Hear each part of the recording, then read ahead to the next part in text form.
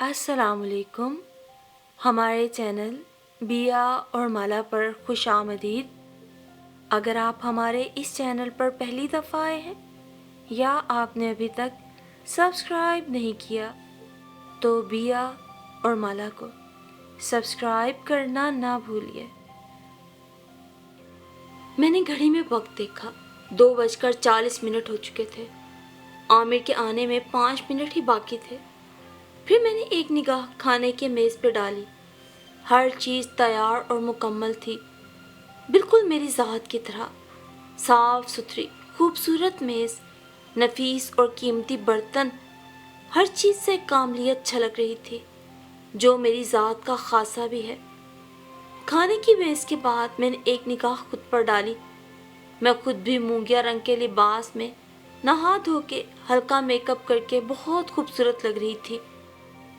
जुमे के दिन आमिर खाना घर में ही खाते हैं, इसलिए मैंने खाने पर ख़ास एहतमाम कर रखा है। एक एक चीज़ पर मैं तवज्जो देती हूँ। मेरा छोटा सा घर मेरी खूबसूरत और बहुत बड़ी सी जन्नत है, जिससे मुझे बहुत प्यार है। हर समझदार औरत को अपने घर से मोहब्बत होती है, लेकिन उन औरतों को कुछ ज़्यादा ही होती है जो बहुत मेहनत और जिद्दोजहद के बाद अपना घर बनाती हैं, और मेरा शुमार भी उन्हीं औरतों में होता है। मेरा नाम हदीका आमिर है। आमिर जो कि मेरे फूफीज़ाद हैं। शादी के फ़ौरन बाद ही आमिर ने मेरे मशवरे से अपनी तनख्वाह के एक बड़े हिस्से की कमेटी डाल रखी थी। पूरा महीना हम खींच तान कर गुजारा करते। तब मैंने कपड़े बनवाने भी छोड़ दिए थे। गर्ज हर ऐसी चीज़ जो मैं पहले बहुत शौक से ख़रीद लिया करती थी, अब मैंने अपनी ज़िंदगी से निकाल दी थी। समझे कि पेट पे पत्थर बांध लिया था। यूँ मैंने हर चीज़ में बचत की, और तब जब कमेटी निकली मैंने अपने जेवर बेचे। बाकी कमेटी और आमिर के बैंक बैलेंस से हमारा ये खूबसूरत सा घर बनाने में हम कामयाब हुए। तभी तो मुझे अपने घर से बहुत ज़्यादा मोहब्बत है। इस घर के एक एक कोने को मैंने मोहब्बत से संवारा है। मेरे घर के बाहर लकड़ी का ब्राउन गेट है, जिस पर सुनहरे हरूफ से हदीका पैलेस लिखा है।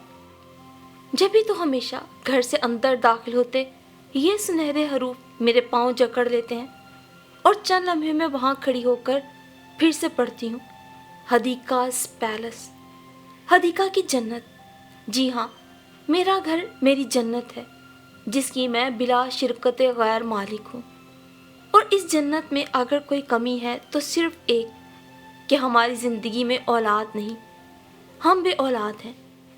जी हाँ, शादी के 9 साल गुजर जाने के बावजूद हम औलाद की नेमत से महरूम हैं, और मुझे मालूम है कि मेरी गोद खाली ही रहेगी, क्योंकि कमी आमिर में नहीं मुझ में है। और जब मुझे अपने वजूद के इस खालीपन का पता चला मुझे बहुत दुख हुआ। लेकिन फिर मैंने सोचा कमी मुझ में है तो इसकी सज़ा आमिर को क्यों मिले। मैं चाहती थी कि आमिर औलाद की खातिर दूसरी शादी कर ले, लेकिन आमिर नहीं माने। उन्हें मुझसे आज भी पहले दिन जितनी ही मोहब्बत है। मैं अपनी जन्नत में मगन, बहुत खुश और मुतमईन हूँ। शायद दुनिया में बहुत कम औरतें होंगी मुझ जैसी खुश और मुतमईन ज़िंदगी गुजारने वाली। औलाद ना होने के बावजूद मेरे शौहर में शक जैसी बीमारी बिल्कुल भी नहीं, ना ही उन्होंने कभी मुझ पर किसी तरह की बेजा पाबंदियाँ लगाई हैं। इस मामले में तो मैं खुद को खुशकिस्मत ही समझती हूँ कि मुझे ऐसा चाहने वाला, एतबार करने वाला जीवन साथी मिला है। मैंने भी अपने शौहर को आज़ादी दे रखी है, कभी उन पर बिला वजह रोक टोक नहीं लगाई, क्योंकि मुझे पता है वो मेरे हैं और मेरे ही रहेंगे। उनके खलूस को साबित करने के लिए उन्हें मुझे हर रोज़ कोई गवाहियाँ नहीं देना पड़ती। दरवाजे पे गाड़ी का हॉर्न हुआ। मैं अपने ख्यालात से चौंकी और उनके इस्तकबाल को खड़ी हो गई।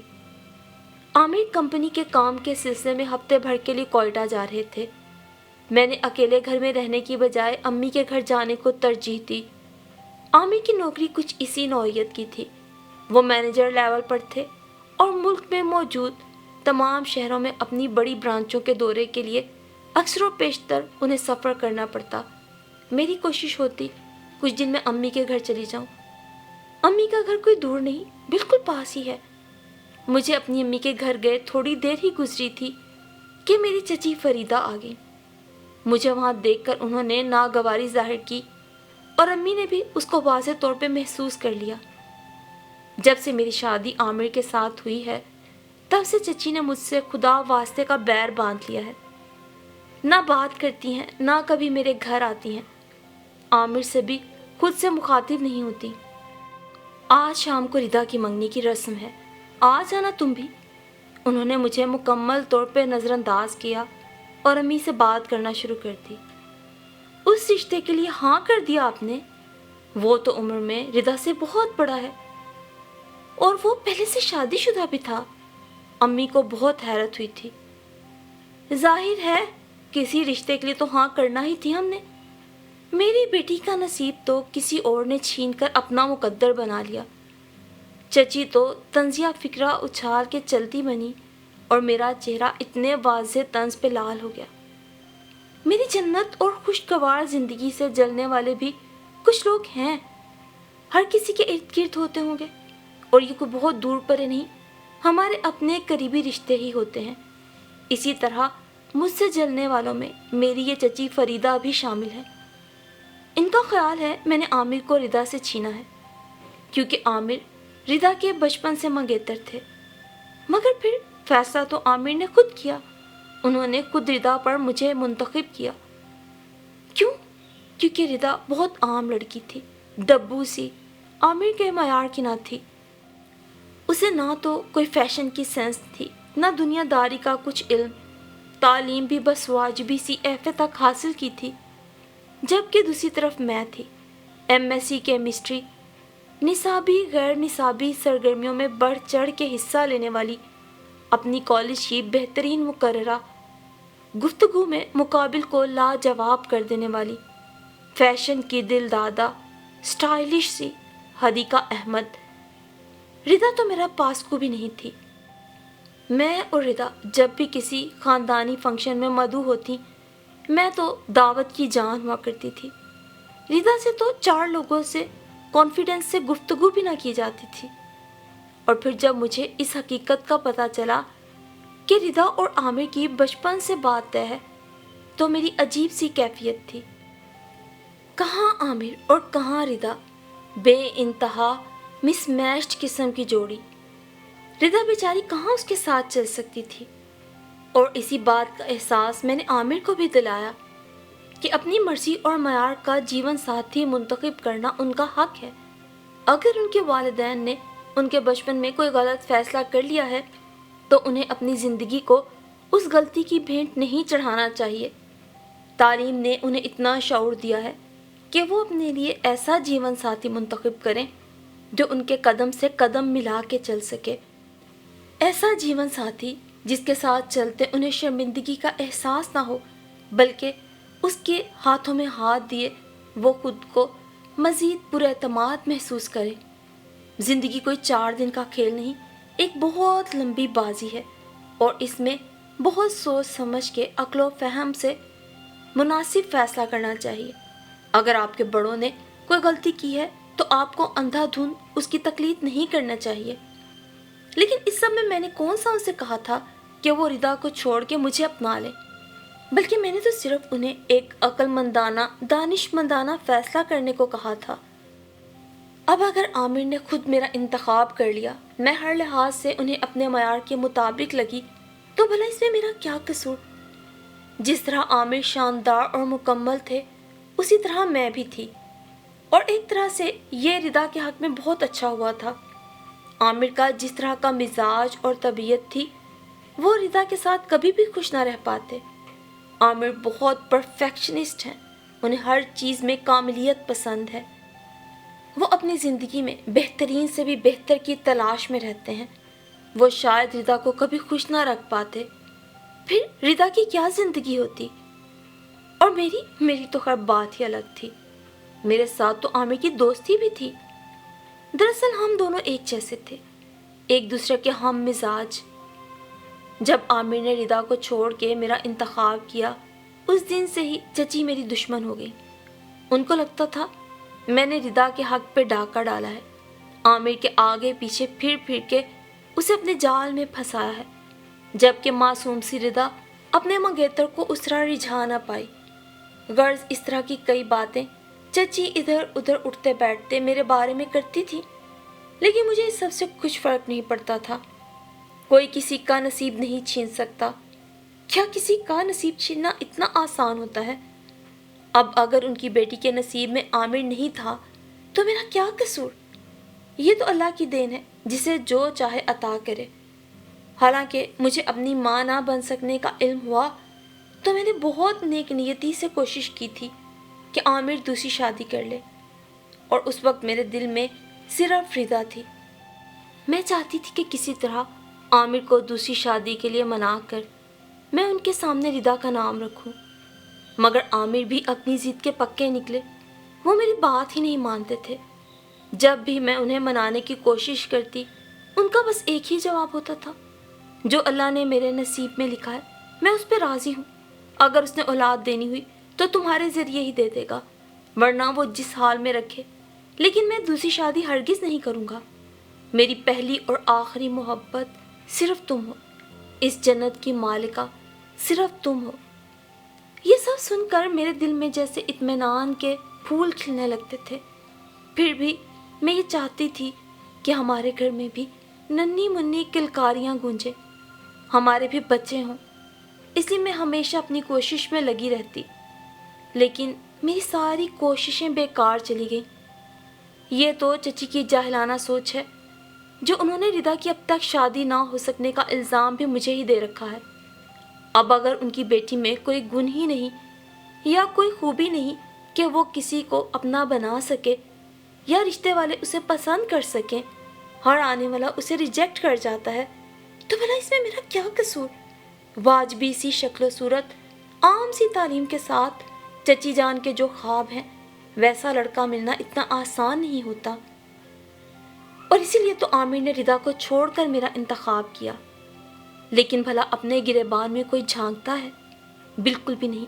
ہم ہمیشہ اپنی کمیوں کا الزام کسی دوسرے پہ ہی دیتے ہیں، اور چچی کے لیے میں ایک آسان ہدف تھی۔ وقت کو گزرنا تھا، گزرتا گیا۔ وہ بھی پھر دسمبر کی ایک سرد شام تھی۔ ردا کی شادی کو 3 ماہ گزر چکے تھے۔ میں نے اس کی شادی میں غیروں کی طرح شرکت کی تھی۔ ظاہر ہے چچی نے مجھے بلایا بھی تو غیروں کی طرح تھا۔ عابد اس کا شوہر عام سی شکل و صورت کا مالک تھا۔ ویسے خود ردا کون سی حور پری تھی، اس کے حساب سے تو عابد ٹھیک ہی تھا۔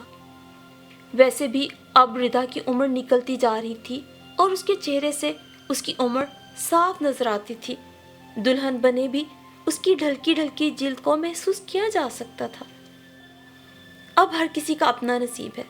ہر کسی کا نصیب تو میرے جیسا نہیں ہو سکتا نا، کہ اچھی شکل و صورت ہو، اچھی تعلیم ہو، شادی بھی اچھے وقت پہ ہو جائے، اور شوہر بھی اتنا خوبصورت، پڑھا لکھا اور ویل سیٹلڈ ہو، ہر لحاظ سے مکمل زندگی، شوہر اچھی جاب پر ہو، جنت جیسا ایک گھر ہو۔ ردا کے شوہر کو دیکھ کر میں اپنی زندگی اور اپنی جنت پہ کچھ اور زیادہ مطمئن اور مسرور ہو گئی۔ مجھے خود پہ فخر ہوا تھا۔ آج کل عامر پھر کوئٹہ کے دورے پر تھے۔ پچھلے چند ماہ سے ان کے کوئٹہ کے کچھ زیادہ ہی چکر لگ رہے تھے، اس لیے اب میں نے بھی امی کے گھر جانے کی بجائے خود گھر میں ہی رہنے کو ترجیح دی۔ لینڈ لائن کی گھنٹی بجی۔ میں نے نمبر دیکھا، عامر کا فون تھا۔ شاید اپنے آنے کی اطلاع دینا چاہتے ہوں۔ میں نے مسکراتے ہوئے فون اٹھایا۔ ارے حدیقہ میری جان، کیسی ہو؟ ایک خوشخبری سنو۔ ہیلو۔ میری ہیلو کے جواب میں انہوں نے چہکتی ہوئی آواز میں کہا تو میری مسکراہٹ گہری ہو گئی۔ شاید عامر اس بار کچھ بہت اسپیشل ہی تحفہ لا رہے تھے۔ جی جی سنائیں، میں سن رہی ہوں۔ اور میں واقعی ان کی بات سننے کے لیے بہت زیادہ ایکسائٹڈ تھی۔ میری جان، میں باپ بننے والا ہوں۔ حدیقہ، میں باپ بننے والا ہوں۔ ان کی آواز میں پہلے سے بھی زیادہ خوشی اور جوش و خروش آنے لگا۔ ریسیور پر میرے ہاتھ کی گرفت مزید مضبوط ہو گئی۔ مجھے لگ رہا تھا ابھی میرے ہاتھ سے ریسیور چھوٹ جائے گا اور میرے قدم اس زمین پر ڈگمگا جائیں گے۔ کیا مطلب؟ بہت مشکل سے میرے منہ سے بس یہی نکلا، حدیقہ میں تمہیں فون پر بتانا نہیں چاہتا تھا، مجھے اندازہ ہے کہ تمہیں اتنا اچھا نہیں لگے گا، لیکن کیا کروں میری جان، میری مجبوری ہے۔ میں نے یہاں کوئی 3 ماہ پہلے زرمینہ سے نکاح کر لیا تھا۔ زرمینہ بہت اچھی اور مجبور لڑکی تھی، اسے میرے سہارے کی ضرورت تھی۔ یہاں ہماری فیکٹری میں ہی کام کرتی تھی۔ باپ چند سال پہلے فوت ہو گئے تھے، اب زرمینہ ہی نوکری کر کے اپنا گھر چلا رہی تھی۔ والدہ کی وفات کے بعد وہ بالکل بے آسرا ہو گئی، اور جب مجھے اس لڑکی کی درد بھری کہانی پتہ چلی تو میرے پاس اس کے سوا اور کوئی چارہ نہ تھا کہ میں اس کا سہارا بنوں۔ آخر کو مجھے بھی اس کی ضرورت تھی۔ زرمینہ نے ہی مجھے مجبور کیا اور احساس دلایا کہ زندگی میں اولاد کتنی ضروری ہے۔ بے اولادی کی زندگی تو نری سزا ہے، جہنم ہے، ایک درد سر ہے۔ انسان بس یوں ہی لڑکتے ہوئے پتھر کی طرح کبھی ادھر کو گر گیا تو کبھی ادھر کو، نہ کوئی مقصد نہ کوئی خواب۔ اتنا جو میں کماتا ہوں تو کل کو یہ کس کے کام آئے گا؟ اس سب کا احساس مجھے زرمینہ نے ہی دلایا۔ تب مجھے بھی سمجھ آیا کہ تم کیوں ہمیشہ مجھے دوسری شادی کے لیے مجبور کرتی تھی۔ تمہیں بھی شاید میری زندگی کا یہ ادھورا پن نظر آتا تھا، مگر میں ہی بس محبت کے دھوکے میں مبتلا رہا۔ یہ سوچا ہی نہیں کہ خالی محبت محبت کہتے رہنے سے انسان کی زندگی مکمل نہیں ہوتی، اس کا گھر نہیں بنتا، بلکہ محبت میں بعض اوقات امتحان سے گزرنا ضروری ہو جاتا ہے۔ بس تو سمجھو زرمینہ تمہاری اور میری محبت کا ایک امتحان بننے جا رہی ہے۔ یہ سچ ہی تو ہے، انسان اپنی زندگی کے تمام خواب منصوبہ بندیاں اولاد کے واسطے ہی کرتا ہے۔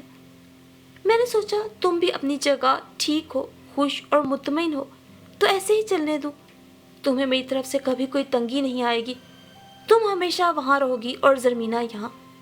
لیکن اب مجھے زرمینہ نے خوشخبری سنا دی ہے تو میں اسے یہاں تنہا نہیں چھوڑ کے آ سکتا، اور پھر تم بھی میرے بنا وہاں نہیں رہ سکتی۔ تو میری جان، اب کسی کمپرومائز کے میز پہ تو بیٹھنا ہی پڑے گا۔ تمہیں تو پتہ ہے تمہاری خود کی بھی یہی خواہش تھی کہ ہماری زندگی میں اولاد ہونی چاہیے، ہمارے گھر میں بھی ننھی منھی سی کلکاریاں گونجنی چاہیے، ہمارے بھی بچے ہونے چاہیے۔ تو پھر تمہاری اور میری زندگی کا یہ ادھورا پن اب دور ہونے والا ہے۔ میں زرمینہ کو لے کر آ رہا ہوں، ڈاکٹر نے اسے مکمل بیڈ ریسٹ کہا ہے، اس لیے بھی میں اسے یہاں تنہا نہیں چھوڑ کے آ سکتا۔ ہم اسے اپنے گھر میں اپنے ساتھ رکھیں گے۔